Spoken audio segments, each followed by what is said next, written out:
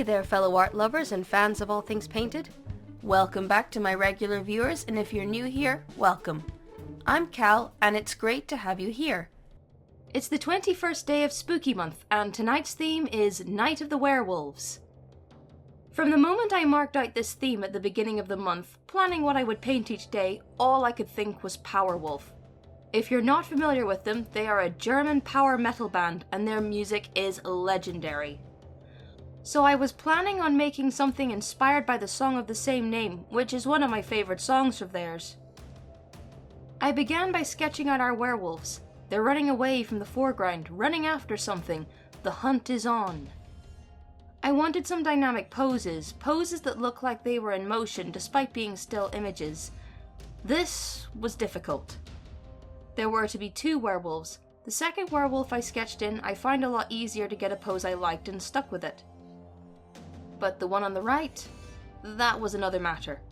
It took me a few tries to get his pose looking how I wanted, reworking the limbs, then reworking the head, and then starting over again completely.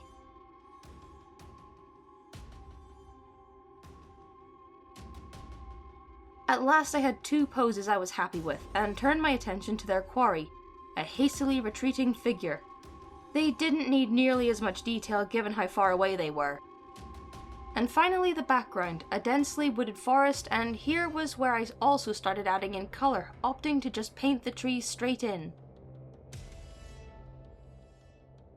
After painting in the background and adding a full moon, I turned my attention to the werewolves, painting them in muted browns.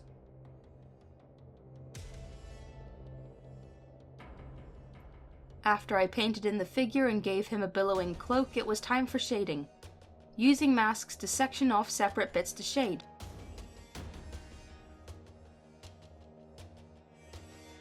For the highlights, it was the moon providing the light, so the highlights reflected that pale yellow glow on the fur.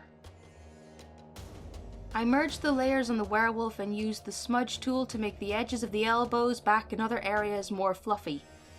I also gave him a glowing eye on display, snarling teeth and paw pads.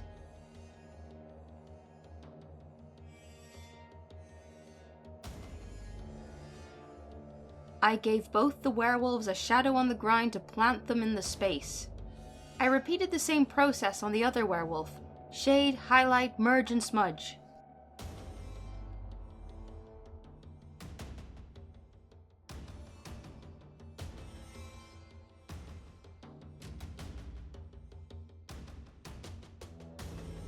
Then the figure in the background.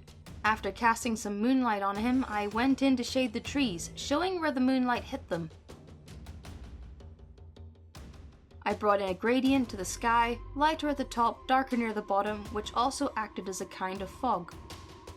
I also added some craters to the moon.